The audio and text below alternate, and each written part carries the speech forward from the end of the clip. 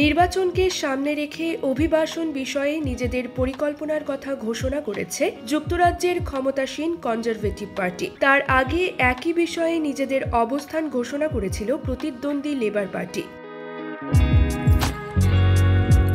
ক্ষমতাসীন কনজারভেটিভ পার্টির প্রধান ও বর্তমান প্রধানমন্ত্রী ঋষি সুনাক জানান, আসছে নির্বাচনে ক্ষমতায় গেলে তার দল কাজের ও পারিবারিক ভিসা দেয়া কমিয়ে দেবে। দেশটিতে চলমান অভিবাসন পরিস্থিতি মোকাবিলা করতেই এমন পরিকল্পনা তার। এর আগে যুক্তরাজ্যের বিরোধী দলের নেতা কিয়ার স্টারমার জানান, আসন্ন সাধারণ নির্বাচনে জয় পেলে যুক্তরাজ্যমুখী অভিবাসন প্রত্যাশী ও আশ্রয় প্রার্থীদের সংখ্যা কমিয়ে আনা হবে। শনিবার 1 জুন যুক্তরাজ্যের একটি সংবাদ মাধ্যমকে দেওয়া সাক্ষাৎকারে তিনি একথা বলেন।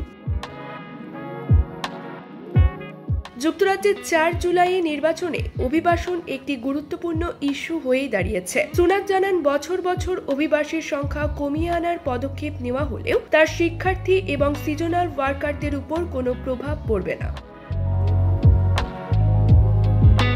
অভিবাসীদেরকে রুয়ান্ডা স্থানান্তরিত করার বিষয়ে দীর্ঘ সময় ধরে পরিকল্পনা বাস্তবায়নের চেষ্টার পর আগামী 24 জুলাই রুয়ান্ডামুখী প্রথম ফ্লাইটের যাত্রা করতে পারে বলে জানিয়েছে সরকারের একজন আইনজীবী। তবে বিষয়টি পুরোপুরি নির্ভর করছে ঋষি সুনাকের কনজারভেটিভ পার্টি 4 জুলাই নির্বাচনে জিতে ক্ষমতায় আসছে কিনা তার উপর। তার আগে প্রধানমন্ত্রী ঋষি সুনাক জানান, 4 জুলাইয়ের আগে অর্থাৎ নির্বাচনের আগে রুয়ান্ডামুখী ফ্লাইট চালু করা হবে না। যদি তার সরকার আবার ক্ষমতায় আসে তবেই এই পরিকল্পনা বাস্তবায়নের উদ্যোগ নেওয়া হবে। আর সরকারের আইনজীবী এডওয়ার্ড ব্রাউন আদালতে জানান, সরকারের পরিকল্পনা অনুযায়ী 24 জুলাই অভিবাসীদের নিয়ে প্রথম ফ্লাইটটি রুয়ান্ডার উদ্দেশ্যে রওনা হতে পারে। গণমাধ্যমের খবরে বলা হয়, ইংলিশ চ্যানেল পেরিয়ে আসা আশ্রয় প্রার্থীদের রুয়ান্ডা পাঠাতে তৎপর যুক্তরাজ্য। সেই লক্ষ্যে দেশ জুড়ে থাকা আশ্রয় প্রার্থীদের আটক করতে শুরু করে পুলিশ। এমন বাস্তবতায় আশ্রয় প্রার্থীদের অনেকে আত্মগোপনে চলে গিয়েছেন, আবার অনেকে সীমান্ত পাড়ি দিয়ে পৌঁছেছেন আয়ারল্যান্ডে।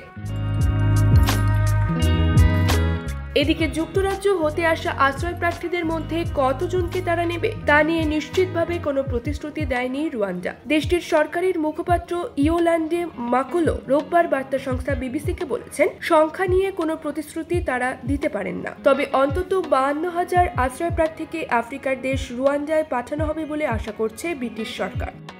News desk, UKBD time.